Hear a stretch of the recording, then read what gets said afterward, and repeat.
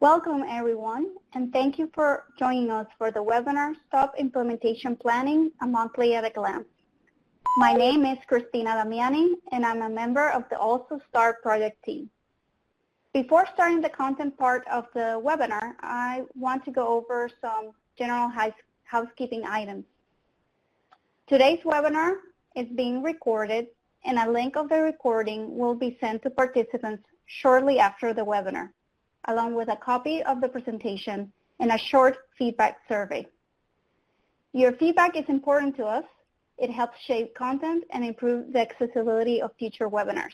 We thank you in advance for completing it. All participant audio will be muted throughout the webinar. If you have any questions, please type your question in the chat box found in the lower right corner of your screen.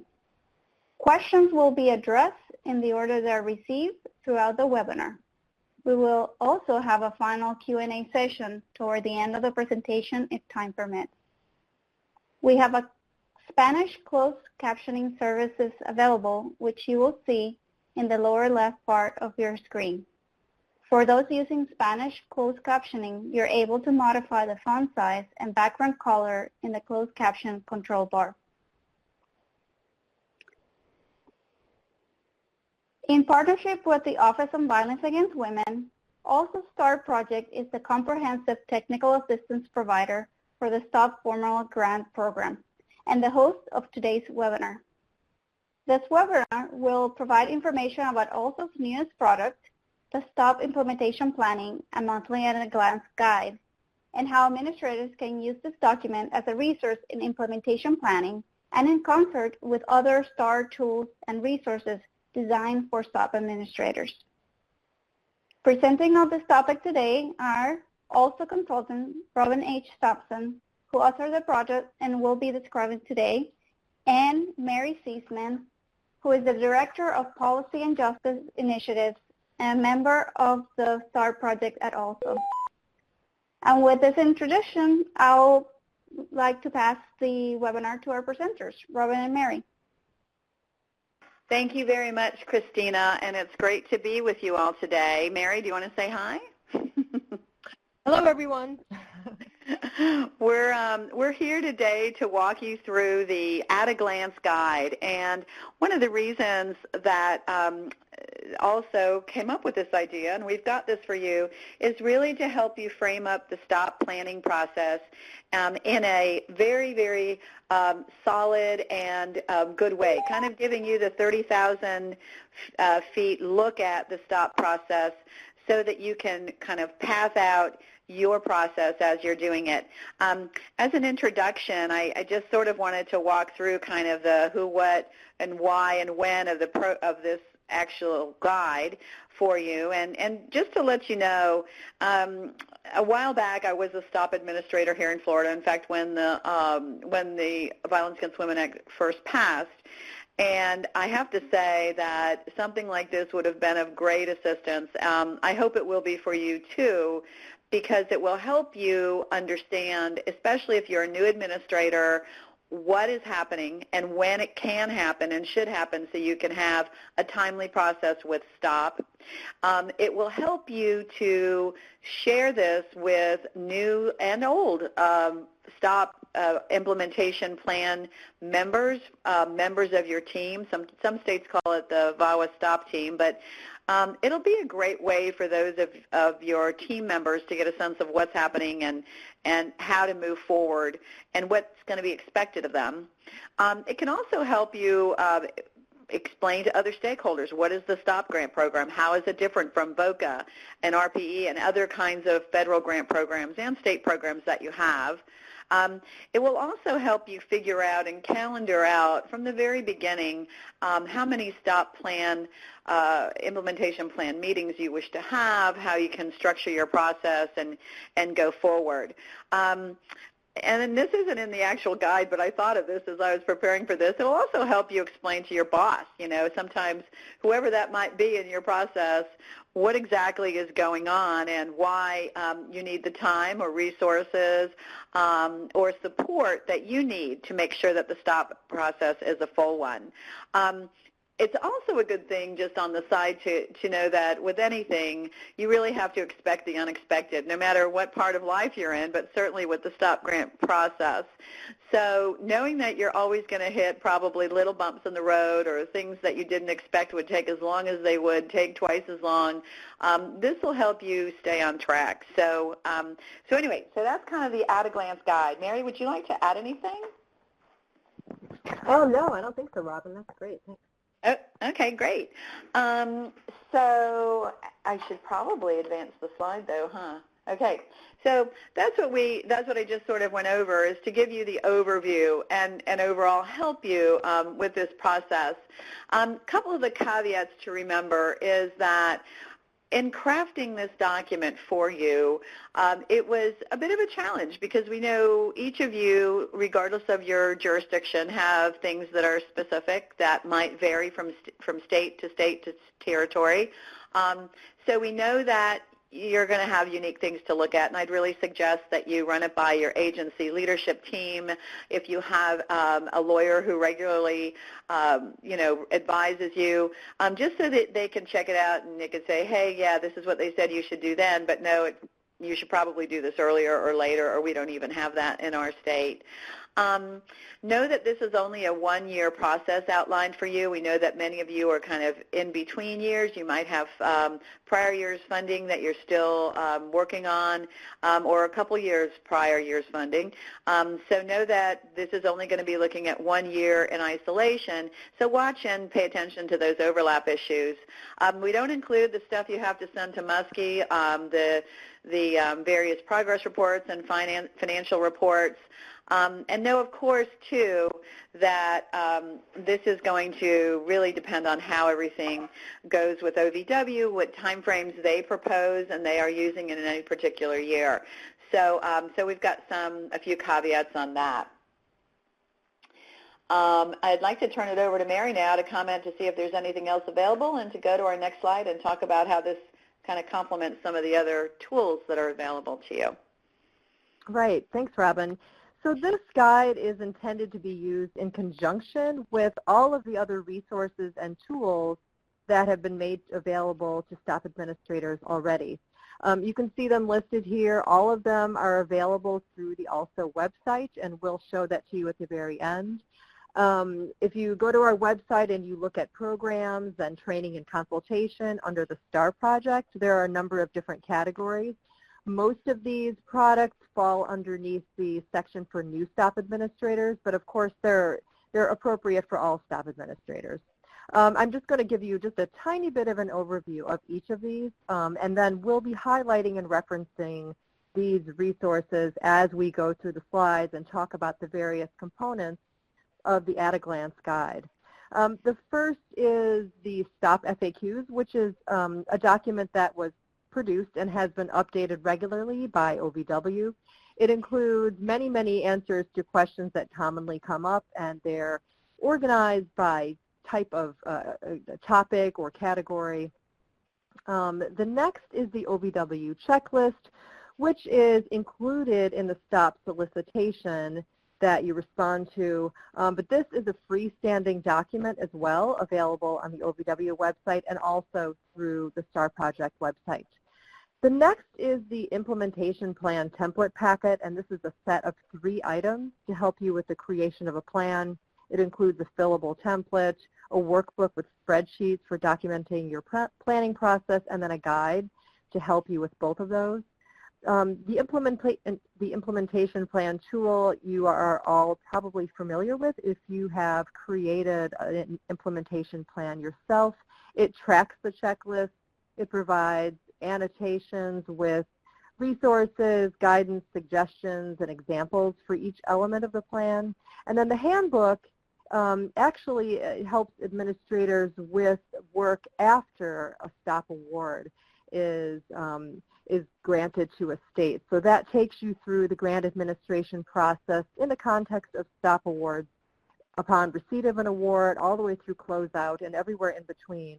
And then also includes a section on collaboration. And this resource was created with and for STOP administrators. And then we also have a number of resources on meaningful inclusion that are included and listed in the At a Glance guide. And then finally, we welcome your questions about any of the tools and resources at any point throughout the STOP grant cycle, not just in the implementation, planning, creation phase. Okay, great, great. And, as I was preparing, I was looking at in particular, the checklist, Mary, the implementation plan checklist. And I'd say, in addition, if you were having your first team meeting, which is what month 1 is all about here, is it probably would be a good idea to share that implementation plan checklist. Again, for those not familiar with the STOP planning process, it gives another, nice overview of all of the specific elements that are needed for the plan, and it really does the work so you can figure out that, how it all fits together. So it's really a terrific complement, I think, to this At a Glance guide. So anyway, so with month 1, we really want you to think about your team, and there are pieces of what you're going to have to eventually, of course, put in your plan that reflect not just your team membership, but a lot of the consults you've done and that are necessary for you to document. So, so this is when you can look at who's on your team now. You can look at who might need to be on your team going forward and start to do some of the outreach on that. You know how it is, those of you who are on the call and you're part of a state bureaucracy or any kind of bureaucracy, know that it can take a long time for people to get permission if you're looking at fellow state or government employees to join up with these efforts. So know that it can take a little bit of time on that, but it's really important that you kind of build a team that's going to reflect everything that you have to do under the STOP grant in one way or another. So, you can figure out membership in general. You can build on your current membership. Working with coalitions is vitally important, and that's outlined in some of the resources Mary just described. We also know that it's important for you to include underserved populations, and that could also help you drive your planning process. That is, when you have people at the table representing, of course, specific needs of specific groups, whether it is the LGBTQ population, whether you're talking about survivors, whether you're talking about people with different economic needs. It's really important to make sure voices are present at the table. And of course, talking about tribal representation is vital. Knowing as well that this is a time where you can look back at what you've done. So what worked well in prior years? A lot of you coming on new might want to especially go back and look at some of the documents from your predecessors and then see, where you might have stubbed your toe, where there might have been some things you can improve on. But in the first month of looking at this, and maybe some of you are there now, it's important that you take a look and also, reflect back and see what you might need to change with regard to the team. You might also notice as you look back that you've discovered some promising practices in your state that you want to expand upon. You might have had some of your subgrantees really rise to the occasion on carrying out this, the purposes of the STOP grant, and you might want to ask them to join and the like. So this is the time to do that, and not just in terms of membership. Think about some of your meeting logistics. How often do you want to meet? How do you want to meet? Like, do you want to have video conferences or teleconferences? Do you want to do a series of mini meetings of the STOP implementation planning team? Do you want to have alternate times for meetings? Sometimes people want to meet during the day, and yet quite a few people might be better served to have meetings, say, at the end of the day, starting at 4 o'clock instead of starting at 9 o'clock. So it's a good time to think about really where you are in terms of logistics and membership. Finally, there's a text box, as you can see in the actual At a Glance guide, talking about the importance of intersectionality. We had for so many years really thought about people in silos, whether it was around race or ethnicity, around gender preferences, around age, around any particular ability or disability. But what we realize now more than ever is that this concept of intersectionality is really about, is much more accurate, and it's a way to reflect the lived experiences of the people that we're serving in the STOP grant program. So I would, again, this is a great jumping off point. A lot of people who may be on your STOP planning team may never have even heard of the word intersectionality. We highlighted it here so you could make sure that as you start your work that that concept is foundational to your planning, and also to how you produce the many different pieces of the implementation plan, how you write them up. So, Mary, anything you want to add there? Sure. I just wanted to highlight that term consults with, and that comes from the consultation and coordination language in the VAWA 2013 reauthorization that requires that states consult and coordinate with all of the entities that are listed. And for those of you who love citations, that section is 34 U.S.C. 10446. That, of course, also appears in the solicitation. Those entities are listed in the OVW checklist and just about in every other resources that I referred to earlier. I also just wanted to note that although states have to consult with all of the entities, and Robin mentioned some of them, the 2016 VAWA regulations clarify which entities must be on the planning committee versus the larger consultation. So not all of those entities have to be on the planning committee, but you have to consult with all of them in one way or another in the formation of your plan. So we can help you with figuring out who can and should be included in each, and also with the documentation that shows that you have met all of the requirements. And then just one other piece I wanted to mention is that you, Robin mentioned meaningful inclusion of underserved populations. And you must also include as part of your plan an explanation of how the state determined which underserved and culturally specific populations to include. So I think we'll talk a little bit more about this in a few minutes, but you can look to the demographic data you have gathered as well as other information. And so this can also include information about services that were accessed or received, as well as who didn't access or receive services, so who isn't showing up. And when you look at service logs, when folks are contributing to this planning process, who discontinued participation in criminal justice processes or in accessing civil legal remedies, as well as those who did proceed. So those are some pieces of the information that can help you with the inclusion of underserved populations. Okay, great.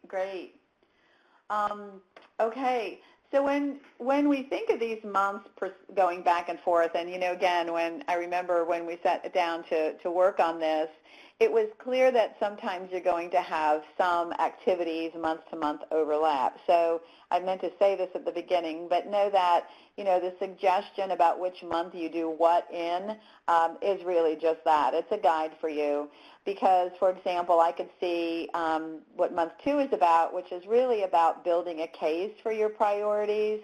It's about gathering data to figure out maybe your priorities have shifted. And it also is a time for you to start casting about and thinking, what do I have in my jurisdiction that I can use to buttress my positions with how I'm spending this money, how I want to allocate this money in my state to move forward, how you as a team are doing that. So so just what Mary said about data, it's a process that, you'll have to document again and show. But one of the things I know from reading plans, and I bet, Mary, you feel this way too, is that it's really disorienting to see a bunch of data present that doesn't seem to connect with what the state is identifying its priorities to be. I'll give you an example. So say a state wanted to start focusing on human trafficking and deciding that it wanted to have a priority around people who are sex trafficked or domestic abusers who are labor or sex trafficking their partners or family members.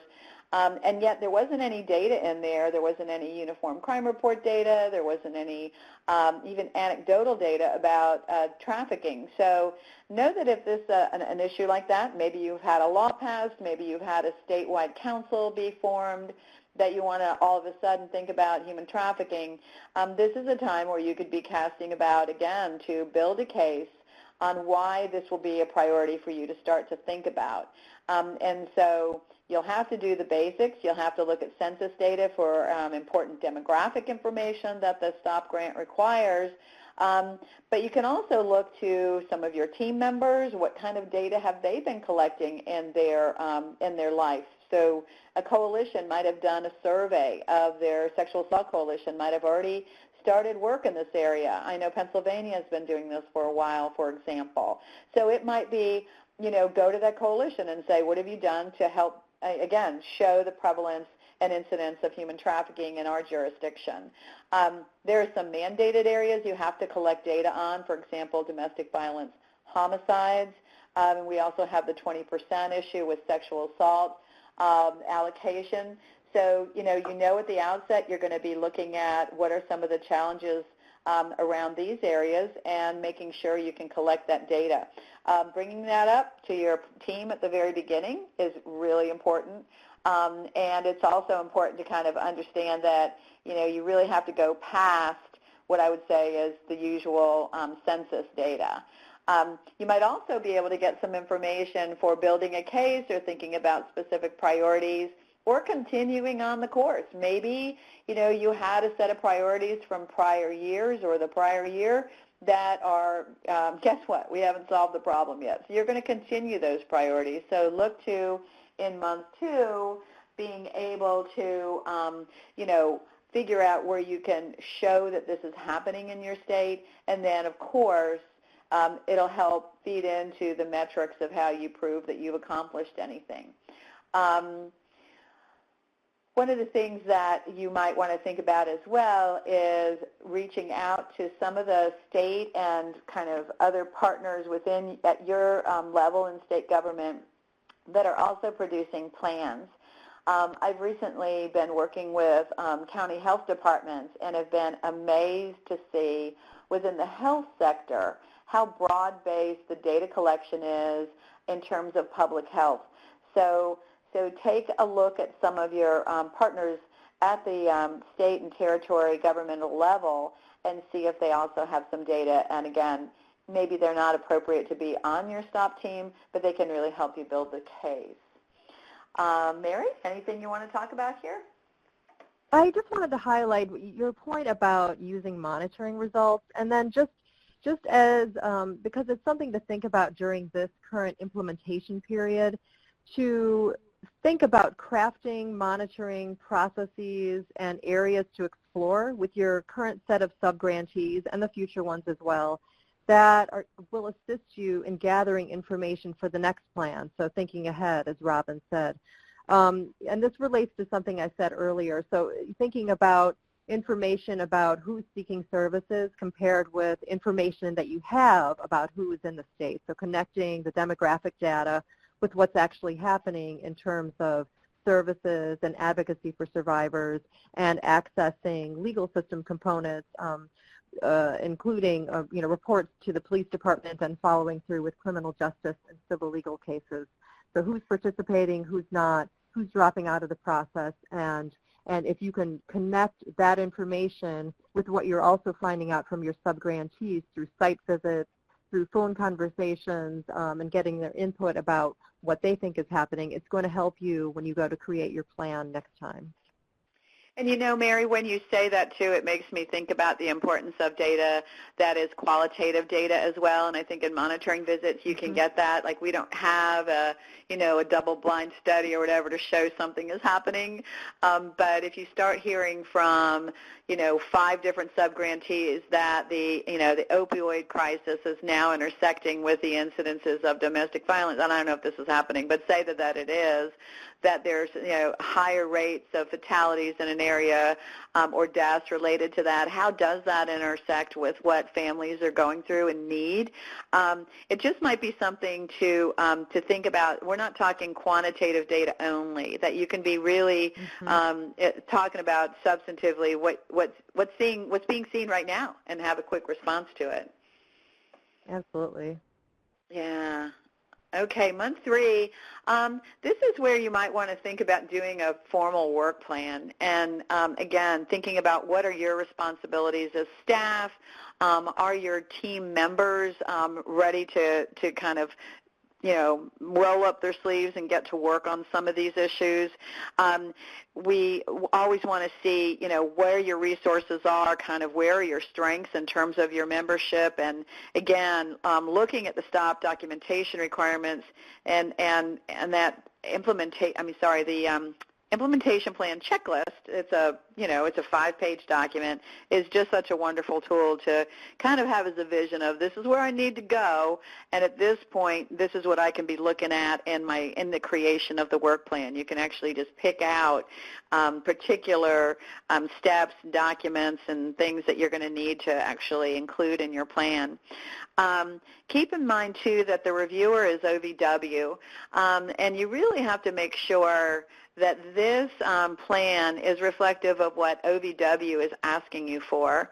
I know as someone who's both reviewed a lot of grants and who's written quite a few, that it's tempting sometimes to do a cut and paste, and you might have information from one grant that you think you can plop into this one, but that might have been written for HHS, or it might have been written for your state VOCA grant program. So it's really important to keep in mind OVW's priorities and make sure that you're really kind of on board with what you got to do under the STOP grant program. And this is also where, it's important for you to keep in mind and, again, highlight in a work plan specifically what some of the priority areas are that are mandated, and also to set your own priorities.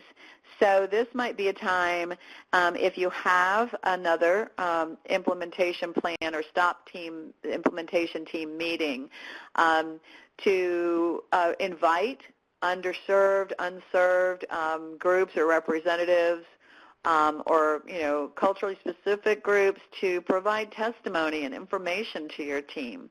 You might want to have a listening session meeting where you invite people who are doing the other plans in your jurisdiction under VOCA or FIPSA or RPE.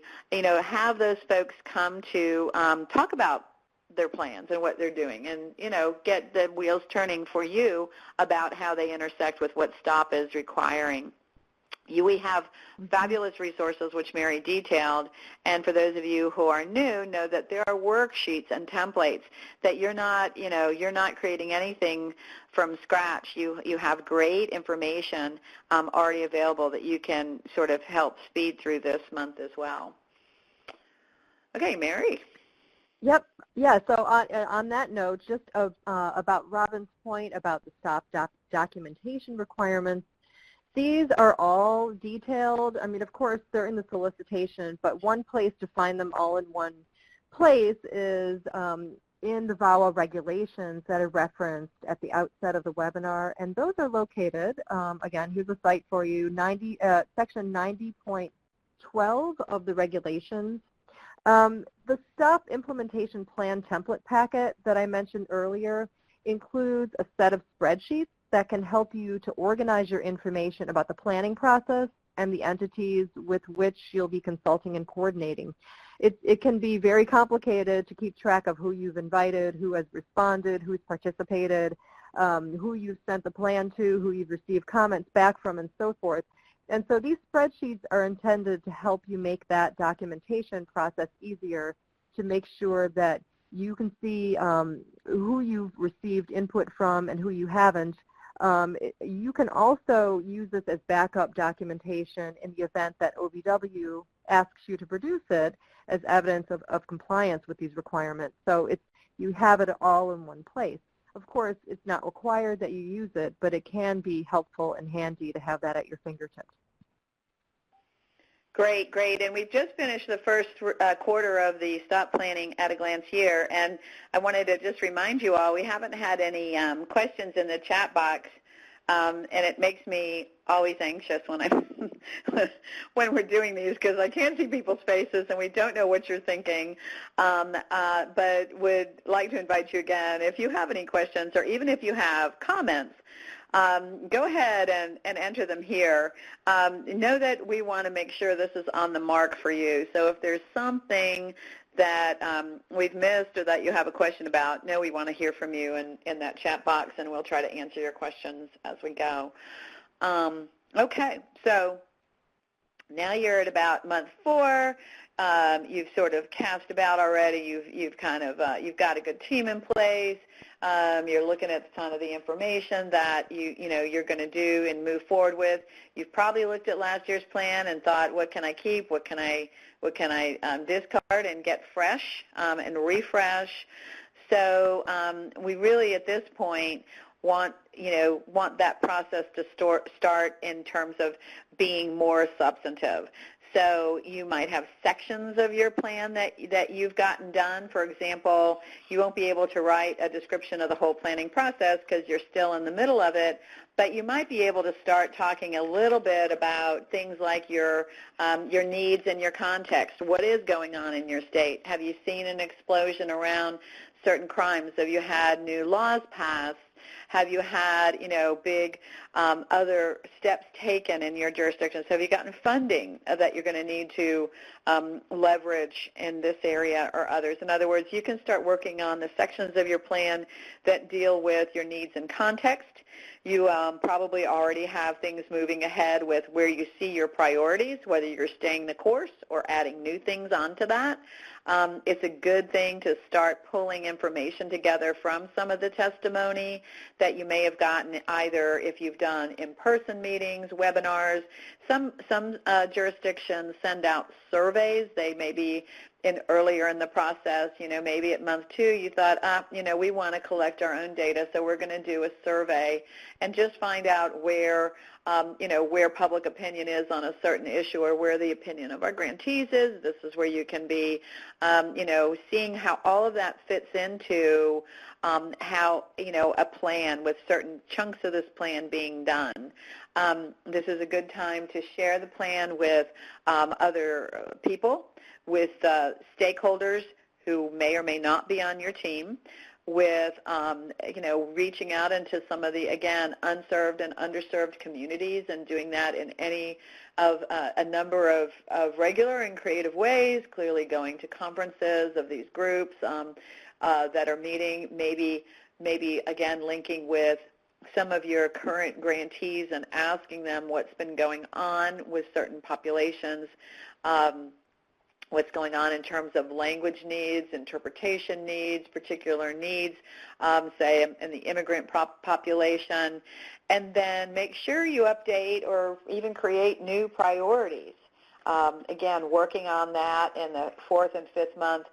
Part of this, too, is going to figure out, and you'll have done this earlier, gotten a sense from your team how often you do want to be meeting. The other part with this is I've always found it to be really important to be transparent with the groups that you are working with.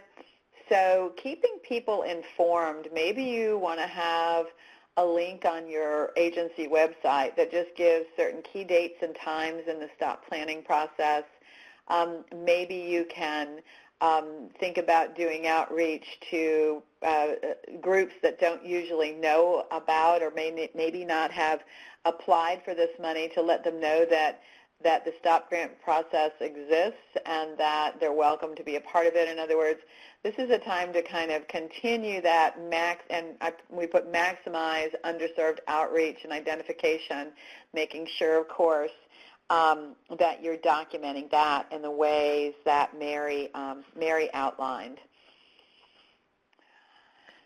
Yep, and then so just in terms of drafting your implementation plan and starting that process, one of the pieces of that template packet is the template, of course. It's a Word template. It's formatted for all of the requirements that OBW sets out. It includes all of the required elements. It includes content boxes that you can type into or copy and paste from elsewhere.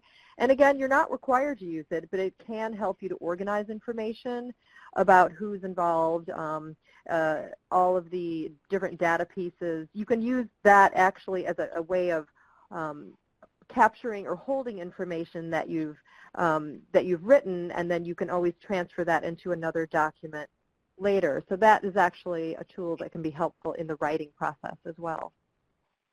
And you know, Mary, the other part, I mean, I had to sound like the 90-year-old woman who did this way back when, but I have to say, just what you've outlined is amazing, that that's available, that people can use that and put the information in. And let me also just remind people, this plan is not something that is just, it's an exercise. This is a living, breathing document for you all to use at the state level to help the world understand what you're doing in these very, very important issue areas. So it is it's a guide to show what state priorities look like. It's a way for you to really get the word out about why this grant exists, why this money goes to the states and territories, because and to use it to help leverage funds that are there. So know that when you didn't make that point earlier, but that the stop plan on its own has so many uses. But the other part is what Mary just described is as you're going through this, you don't have to use those templates, but your plan's being reviewed by people at OVW who are super busy, who have a lot on their plates, and when you have a plan that's well organized, it's going to help you get through the process, the planning process, and maybe the approval process that much easier because everything is going to be there. It's sort of like when you write a grant, just follow the instructions and you're golden. So that's one of the things about this too, that again, the tools that you have at your fingertips to help you really can help you do this in a very expeditious way, and in a way that makes it easy and really a great way for OVW to read and approve your plan. And I don't mean to speak for OVW. I'm just assuming that's the case. Wouldn't you, Mary? I would. I would think so, yeah.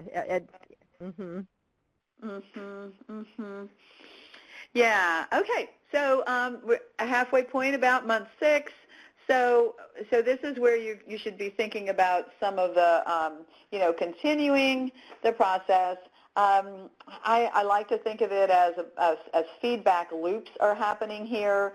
You've really been kind of reaching out. You're getting information back. It's not going to be in any kind of regularized way necessarily, but you're constantly doing that feedback loop with key groups, whether it's gathering data, whether it's honing your priorities, whether it's looking to see what approaches you're going to use.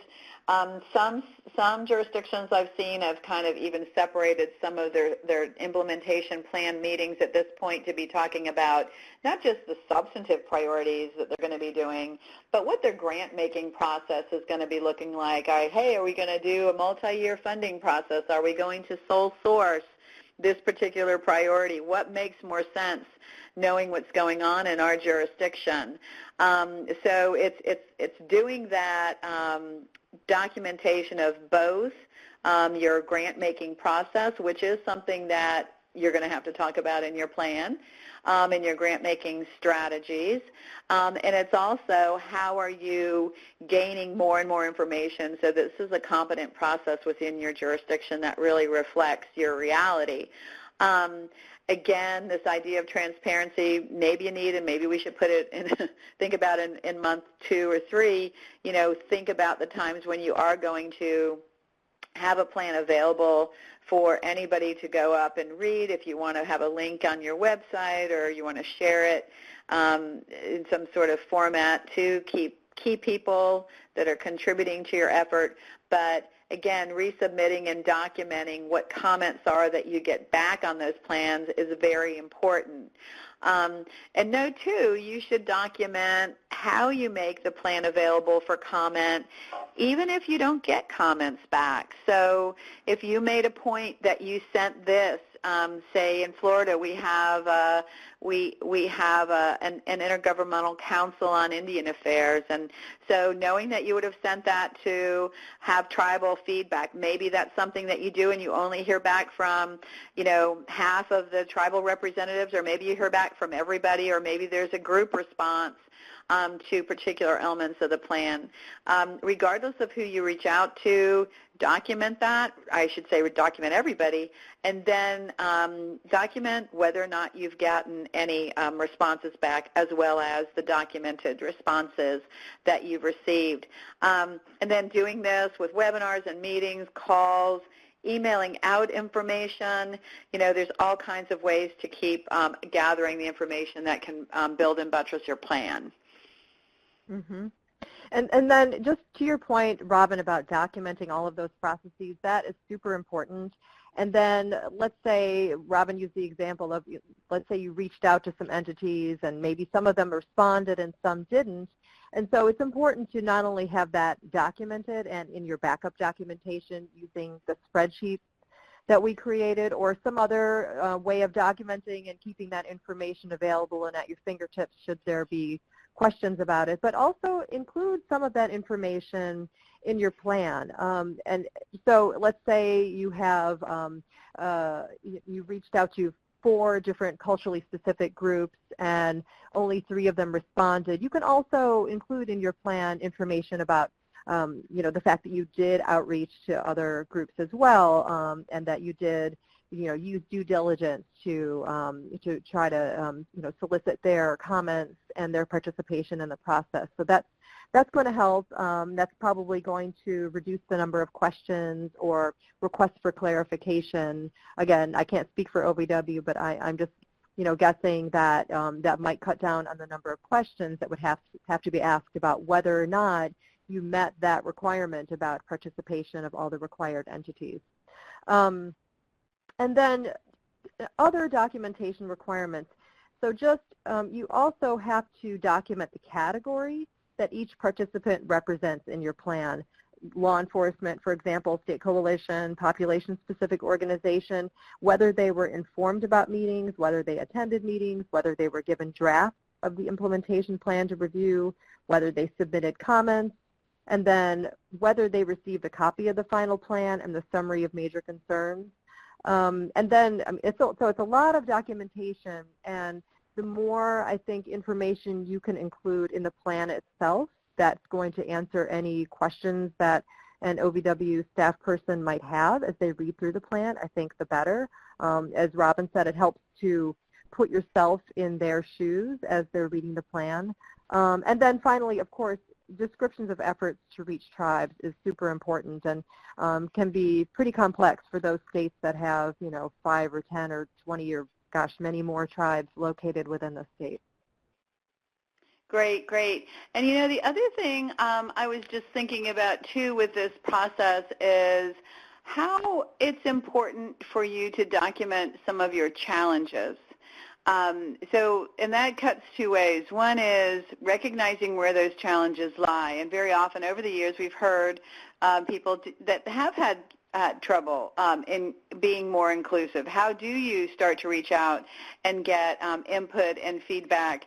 What is the best way to do that? So there are TA providers that you can reach out to, and reach out to also so we can help link you to those places where you might be feeling like you've hit a roadblock of some kind. There might be some way you need to change up your own process and address or have an outreach process that's different.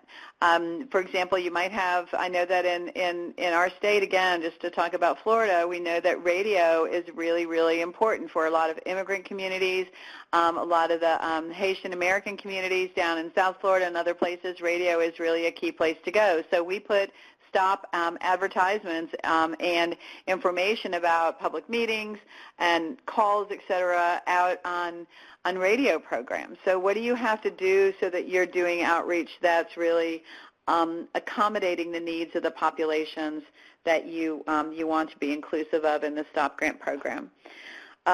So That's important. And on the challenging part, on the challenges part, I should say, document your challenges. Document where you think you need to figure something out. You are all, this is a process where we're all learning as we go. And so don't be afraid to say, we did all of this outreach and this is what we got. We need to focus on this better. The team will be addressing it, et cetera. So document challenges and also think about how you might want to address them in this plan or in future years. Month 7 and 8, you're looking at sort of bringing it home. You should have kind of the bones with more meat on them in terms of what the plan is actually providing for. It's a time where you might want to relook at any RFPs that you've done in the past for the STOP grant program. You might want to re-examine some of your processes and make some adjustments to what worked and what didn't. You might need to think about how you're going to tailor your RFP to meet possible new funding priorities and or be ready to say, we need to take this. We thought this was going to be a 2-year effort with this particular focus area. Say you were focused on a particular, again, I'll bring up the human trafficking issue, and you might have said this will be a 2-year plan, but you realize, no, this really has to be maybe a 3-year plan. So you may need to think about modifying some of your grant-making strategies. You might want to look at your RFP again. You might want to provide extra technical assistance to some of the people who are out there who may be applying so that you can see how are you going to be working with them so that they can apply when the RFP hits. Where are you going to be looking around to? I mean, this is a time, too, that I would be making sure that whatever I'm putting out there isn't duplicative of other grant programs. We know about the explosion in VOCA, for example, and it's been great to see how jurisdictions have been able to say, oh, we're going to focus over in this other issue area because we know that VOCA cannot fund that. Maybe there is something in terms of advocacy or outreach or some of the prevention work or other things that we can fund with another pot of money that VOCA can't. So it's looking at those kinds of things. And, of course, it's important to continue publicity and outreach to not just the same old, those important people you have been funding, but to be able to look at any new possible groups that you may want to be seeking out so that you can see that they would possibly apply for STOP funds. Mm-hmm. Anything I just there? Sure. Yeah, I wanted to highlight, just go back to your point about RFPs and just ensuring that RFPs or solicitations reflect the new implementation plan. This is another place that you can use your planning committee. They can help you with crafting the RFP or the solicitation. And just as they helped you to ensure that there's a logical connection between the data and then the priorities, goals, and objectives that are laid out in the plan, they can also help to ensure that those carry forward into the RFP as well. And then if there are priority areas that the group has settled upon and that are contained in the plan, you can definitely narrow down the list of STOP statutory purpose areas from those 20 that you can use and apply in your implementation in your state, but you can narrow those down to those that you would like potential subgrantees to focus on in order to meet the goals and the priorities that you've laid out and highlighted in the plan. Yeah, that's a really good point. They do not have to be, covering all 20 areas, right? Mm-hmm. Excellent. Okay, so we're finalizing stuff. We're around the final bend, so to speak, heading into the home stretch. And so you're documenting. This is probably where you're pulling all those disparate pieces together that show and reflect what your process has been.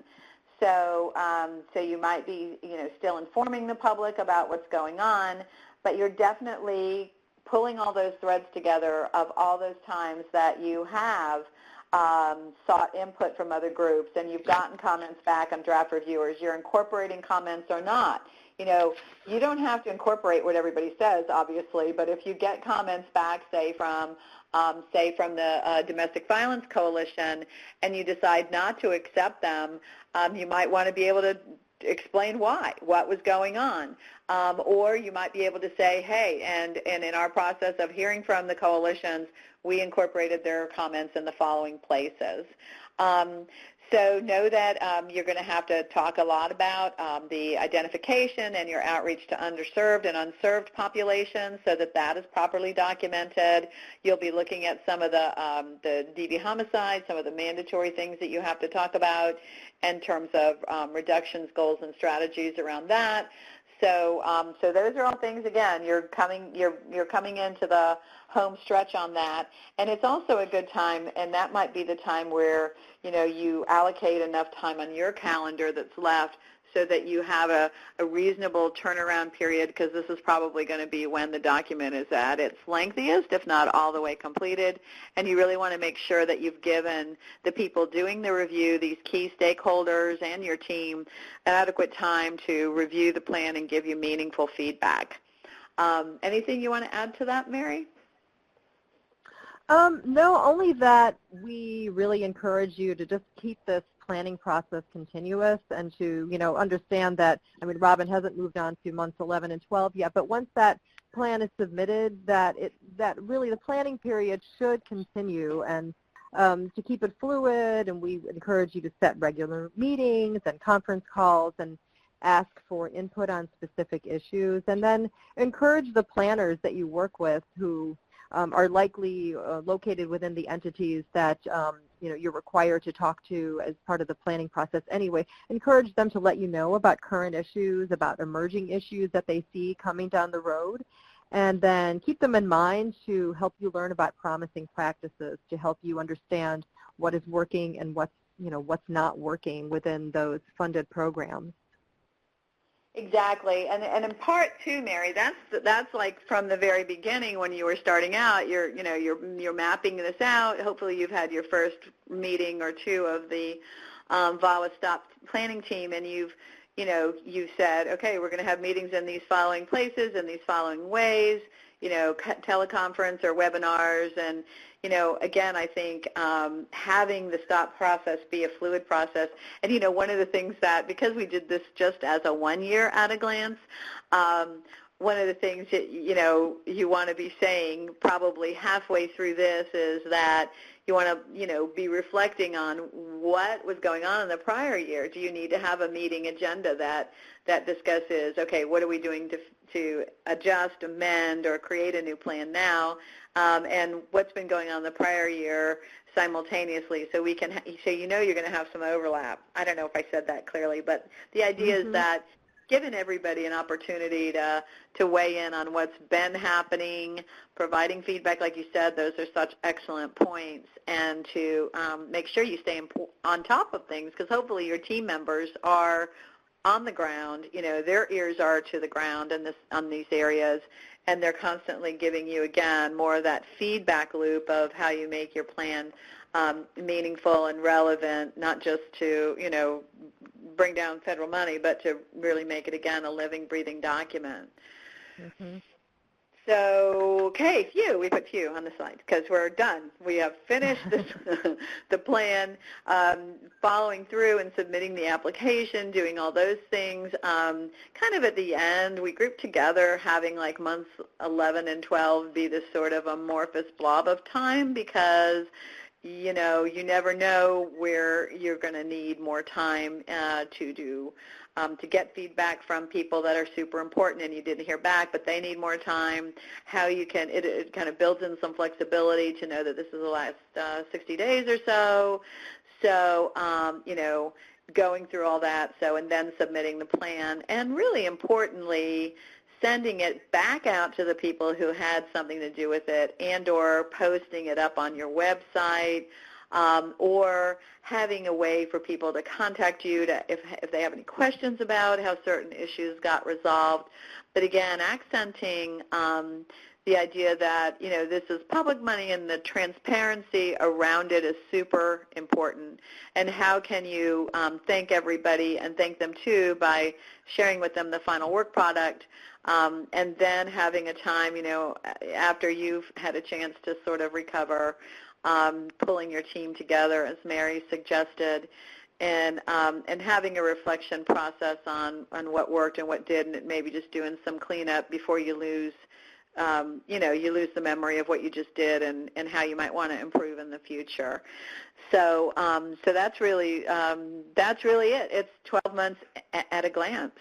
What do you? I can't say. What do you all think? What do you all think? It'd be great to have somebody like, what do you think? Put it in the chat box, please. But that's what we put together. We hope this has been meaningful for you. Did you want to add something, by the way, Mary? Sorry, I'm kind of concluding, and I shouldn't.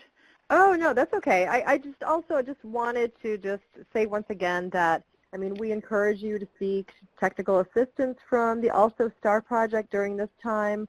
Right now, we know that you've submitted your implementation plans. Most of them have been approved, or many of them have been approved at this point. But tell us what you need for the next implementation plan development phase or any portion of the STOP grants timeline. We'd love to hear from you about what would be helpful to you in addition to the tools and resources that are available already. So we want to be responsive to what it is you think you need in your day-to-day work as well. Yeah, exactly. And know that that's not, again, it's not a static process, and no question is too small, because really, if any of this was Greek to you, know that we can, sit down and walk through any of this with you. I know some of the technical assistance we've done over the years has really involved kind of maybe working one-on-one with people to strategize about any one of these phases. And it could be a site visit, it could be a phone conference, it could be any kind of TA that you might need. And it would be great to, be able to continue to kind of keep this relevant. If you all start looking at this and say, you all are crazy, I can't believe you waited to month 5 to do that, it really should be done in month 1, please give us that kind of feedback. You're doing it on the ground, and it's real important for us to know. Yep, exactly. So I don't see any questions coming up in the chat, and we have about 4 minutes left. So if there's anything that's coming to mind, this would be a great time.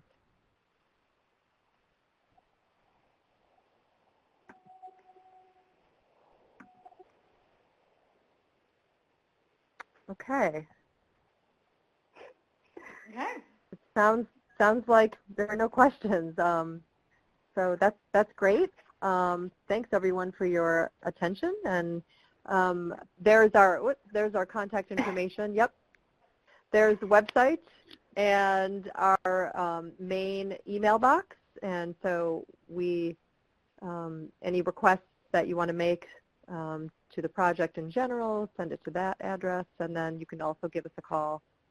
That's my direct extension at Also. Well, thank you, Robert and Mary. Is there anything else before we sign off?